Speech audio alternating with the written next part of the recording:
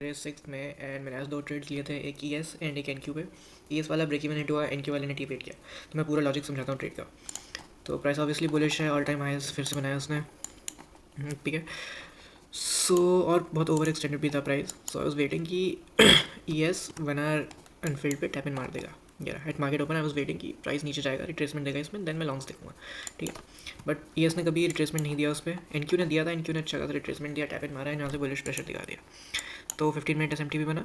ये मेरा first step होता है मेरी स्ट्रैटेजी में, 15 मिनट एस लाइक नेसेसरी नहीं है, कंपलसरी नहीं है, बट अगर ये फॉर्म हो जाए तो बेटर रहता है। तो आफ्टर 10 AM ही मैंने एम कर रहा था, बिकॉज मुझे लगा था 10 AM के बाद एक मैनिपुलेशन होगा, देन रिवर्सल आ जाएगा। बट बी एस बहुत ज़्यादा ही बुलिश हो गया था, वो बिल्कुल रिट्रेसमेंट के मूड में नहीं था। एंड उसने 15 मिनट एस फॉर्म करा एक, एंड हम पे ईजिली लंडन हाइस थे एंड बहुत क्लोज ही थे वो एस के।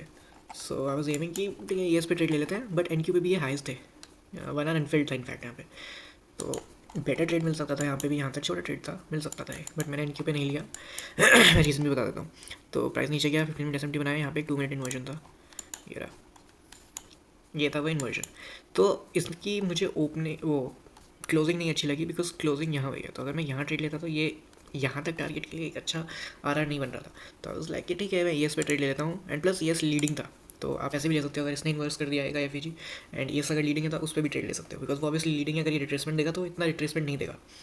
तो मैंने ई एस पे ट्रेड लिया था अराउंड क्या क्या टाइम में 7:38, लाइक 10:08 पे लिया होगा ये ट्रेड। ठीक है। तो 10:08 पे मैंने एंट्री ली थी अपनी। ओके ओके, यहाँ पे मेरी एंट्री थी, वेट मैं खोल देता हूँ। आ जाएंगे एग्जीक्यूशंस। ये ठीक है। तो 10:08 पे मेरी एंट्री थी यहाँ पे, 52.5 ना। ठीक है। तो इनिशियली मेरा जो ब्रेक इवन पॉइंट था वो ये था। ठीक है, ये था मेरा initial break even point. But because price bearish हो रहा था एन क्यू बी साइड से, बिकॉज उसके बाद उसने प्राइस में सीधा डम देना स्टार्ट कर दिया। दो कि मैं राइट था, बिकॉज लीडिंग इंडेक्स ये था ना। अगर मैं एन क्यू पे लेता तो मैं ऐसा लेट हो रहा था, बट बिकॉज मैंने लीडिंग पे लिया था तो प्राइस इतना नीचे नहीं है, प्लस मेरा स्टॉप लॉस भी बहुत नीचे था, तो मैं सेफ था।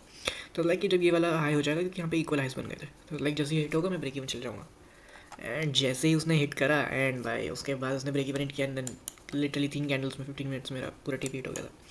तो मेरा लॉजिक सही था, सब कुछ सही था, बस मे बी मुझे ब्रेक इवन पे यहीं रखना चाहिए था। नेक्स्ट टाइम मैं इतना क्लोज ब्रेक इवन नहीं रखूँगा, बिकॉज अगर ये वाला ट्रेड हिट होता तो मैं दूसरा ट्रेड लेता ही नहीं। ठीक है। तो मेरा ब्रेक इवन हिट हो गया, एंड आई वाज लाइक ठीक है, बट स्टिल एन क्यू पे वो एंट्री वैलिड थी लॉन्ग्स की, बिकॉज ये लोग कभी भी टेकन आउट नहीं हो। तो जब तक ये लो टेकन आउट नहीं हो तब तक लॉन्ग्स वैलिड है। ठीक है, ये वाली एंट्री भी वैलिड थी, क्योंकि बहुत लोगों ने यहाँ लॉन्ग्स लिए होंगे, यहाँ पे स्टॉप लॉस होगा, तो वैलिड एंट्री थी। तो जब प्राइस नीचे गया, यहाँ पे एक 3 मिनट इन्वर्जन बना, बहुत ही अच्छा इन्वर्जन था ये। ठीक है, प्राइस ने इन्वर्जन दिया, एंड यहाँ पे एक 2 मिनट इन्वर्जन फिर से बना होगा ना, ये रहा। ये रहा। ठीक है। प्लस ये अपने ई क्यू रेंज के अबव है, तो यहाँ पे मेरी एंट्री होनी थी, मैं थोड़ा सा लेट हो गया था शायद। ठीक है। प्लस मैंने कल भी अपने रिकैप में बताया था कि लाइक अगर एक फेयर वैल्यू गैप मिटिगेट हो चुका है एंड उसने उस डायरेक्शन में अपना मूव नहीं दिया एंड वो वापस ऊपर आ रहा है, तो मतलब वो ज़्यादा उस कन्फर्मेशन है, because fair value gap mitigate हो चुका है, तो मतलब वो रिस्पेक्ट नहीं हो रहा है, वो इतना स्ट्रॉन्ग फेयर वैल्यू गैप नहीं है। ये बेरिश फेयर वैल्यू गैप था, प्राइस आया, टैप इन मारा, यहाँ से बेरिश प्रेशर आना चाहिए था, आया, बट इसने कभी ब्रेक नहीं किया, तो मतलब बायर्स अभी भी स्ट्रॉन्ग है। तो लाइक जब इसने ब्रेक किया तो क्लियरली लाइक बायर स्ट्रॉन्ग है, वो ये हाई ईजिली जाएगा ही जाएगा। और यस तो उस टाइम बहुत ही ऊपर भाग गया था, तो यस को तो मैंने देखा भी नहीं था, बिकॉज यस पे एंट्री लेना कुछ वैलिड नहीं था उस टाइम। तो एन क्यू पे मैंने 2 मिनट इन्वर्जन पे एंट्री लिया था, अराउंड ये क्या है 6-7